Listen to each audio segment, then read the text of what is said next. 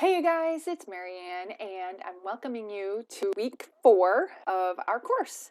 So as you see, always click content, and the reason why is because if you click that, let's go back to, if you click the content over here, it's not going to give you lessons. It's just going to give you the assignments.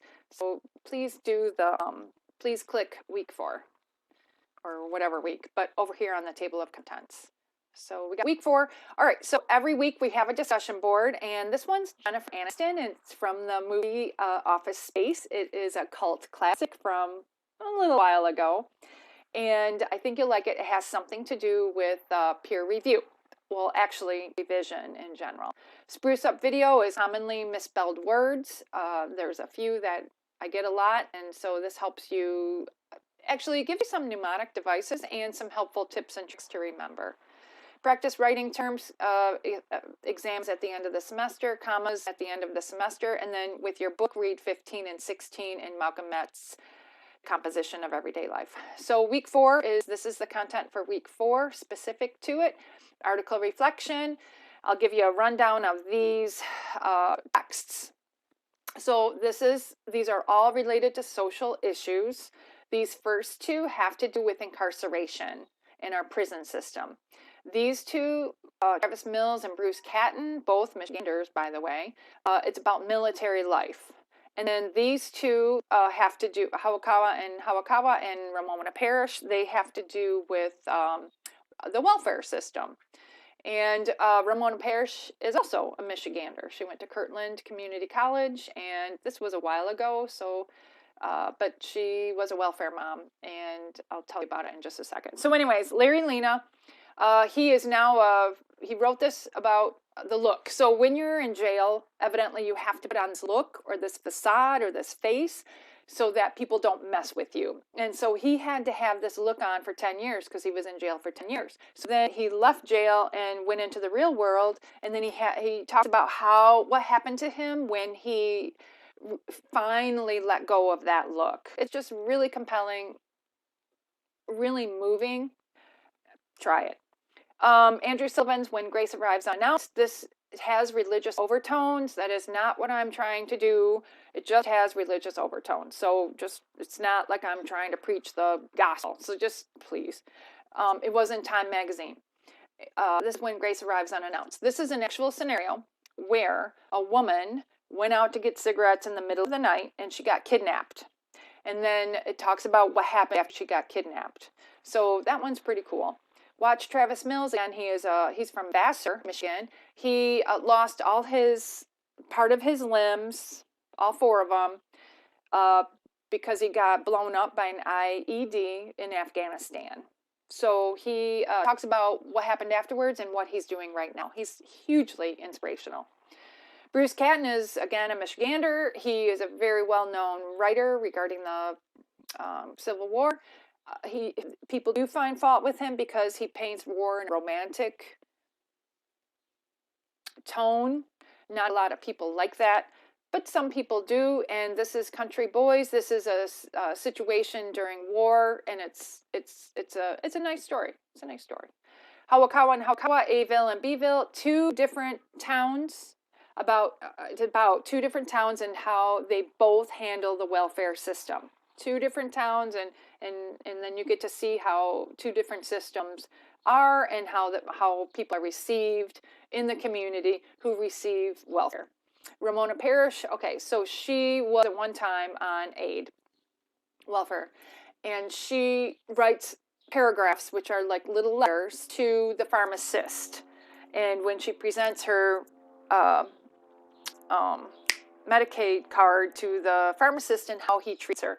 How she is treated when she goes to the grocery store and uses the bridge card. How she is treated when she goes to the dentist and has a bad tooth. How she gets treated when she goes to rent an apartment and the landlord realizes she's on aid.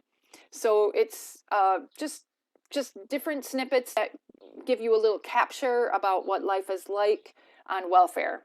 You guys are going to college. Many of you have never been on aid, and so I just thought I'd paint a little picture where we can put our feet into at least this person's shoes. I don't want to paint everybody who's on aid like Ramona Parish. This is her experience, and that's all I'm saying. The other thing I was going to say about that was something, and I forgot. Well, so let's see here. Moving on. Please, this is Essay 2 content. Please watch this search versus research video. It's also on the rubric, but it's just really short. It talks about the difference between searching for something and researching. And then this video is about how to research on the LCC website. So we're going to plunge more into our research this week so we can beef up our essays. And so it's 9 minutes, so I thought I'd break it down so you can pick and choose what part you want to watch. The first 1 to 3 minutes is how to search on the LCC website. At 3-minute mark, you're going to see something about citations. At the 5-minute mark, I'm going to talk about Google Scholar. At the 6 to 7 mark, I'm gonna talk about my researching experience when I was you guys in this class. And then from the 7:43 to 9:30 minute mark, I'm just gonna talk about a plain Google search. Plain Google search. So again, the rubric for Essay 2 is right here, just in case you need a reminder. And so, and then you're gonna revise Essay 2 based on my feedback. You're gonna revise Essay 2 based on your peers' feedback. And you're going to revise your essay based on Writing Center. So you're going to be participating in peer workshop this week. And if you grab a partner, plan on doing their essay like within 24 hours, because you don't want to grab a partner, they review yours, and you wait 3 days. That's just not really fair. When you post your essay, be ready to review theirs within at least 24 hours. And then you're also going to visit the Writing Center. It may extend into next week, but that's okay if it does. Just just do what you can, because I know a lot of you work. And then after each of those feedback sessions, revise. Like, get your feedback, revise it. Get your feedback, revise it. Get your feedback, revise it, because otherwise you're going to get overwhelmed. And then this discussion board is about, I already talked about this. This was Office Space. The workshop is the discussion board, annotated bibliography. I need to go over that with you folks. Essay 2 is, again, so the difference between, thanks to Christina, she said, what's the difference between Essay 2 and the final draft? Well, the difference between Essay 2 and the final draft is Essay 2 has all of those revisions. There's a difference between revision and editing. And if you go back to that writing process video that I gave you guys, first we do the big stuff. The big stuff is the revision. It's making sure we have our sources in there, making sure we have our organization in there, making sure that we incorporate direct quotes really well, making sure that we have proper academic voice, making sure that our sources are credible and that we're pulling essential information from there, making sure you have your own voice in that paper instead of the sources talking throughout it, a majority. In your paper, you should have, like, if I were to color all of the paraphrases, if I were to highlight all of the paraphrases in your paper, one color, all of the direct quotes as another color, all of your personal commentary another color, maybe some summary, you would have a rainbow of colors. They should be like sprinkled throughout your entire paper. So just keep that in mind. You don't want your whole paper nothing but other people talking. This is your paper. We need to hear from you. What are your conclusions after seeing all of this information? All right, so I'm really sorry about taking forever. Week 4 annotations, and then your week 4 article reflection, and then why is there Essay 2 on here twice? Is there Essay 2? No, Writing Center, and then the rough draft. Okay, so the Essay 2 second rough draft, there's that. And then here is the final draft. So the difference, what you're going to do between a second Essay 2 is incorporate all the revisions. And then the difference between Essay 2 and final draft is between the Essay 2 and the final draft, you're going to edit. And edit is looking for typos, looking for spelling errors, looking for grammar, looking for sentence structure problems. Making sure you don't have any U's in your paper, making sure you have a limited amount of I's in your paper, if any at all. So that is the difference. You're going to revise the first rough draft, the second rough draft, and then the third, which is the final, you're going to make sure everything is polished. So that's the difference. All right, this annotated bibliography. Okay, so annotated bibliography is, I'll pull that up right now. So I extended the due date because it was part of last week's work, but I forgot to put the Dropbox in there. So I'm so sorry about that.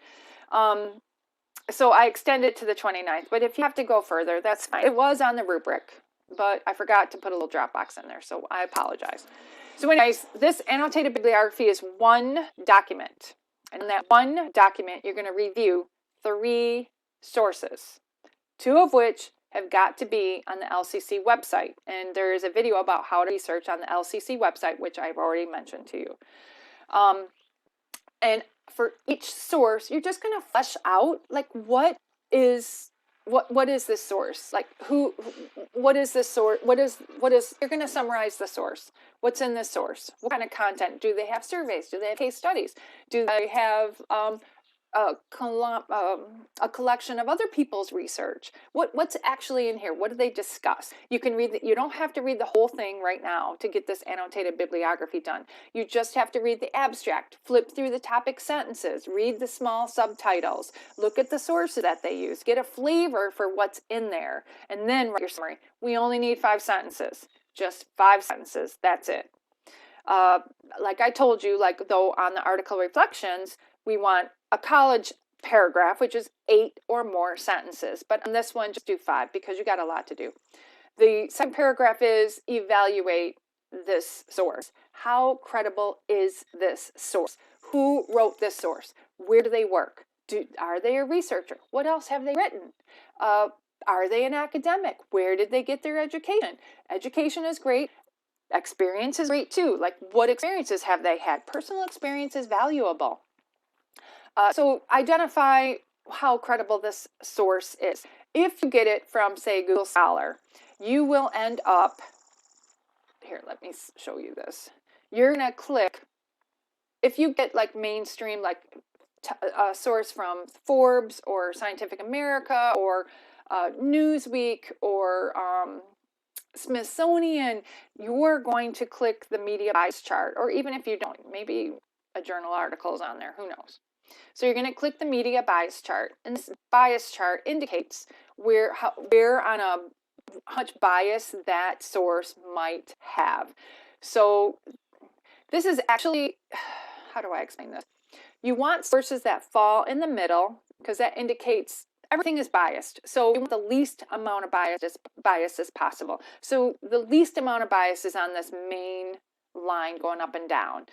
The other part you want is your source to fall in this green box. And if you look over to the left, original fact reporting. So sources that fall in this top tier are just facts, absolute facts, stripped down facts, which there's no bias on facts.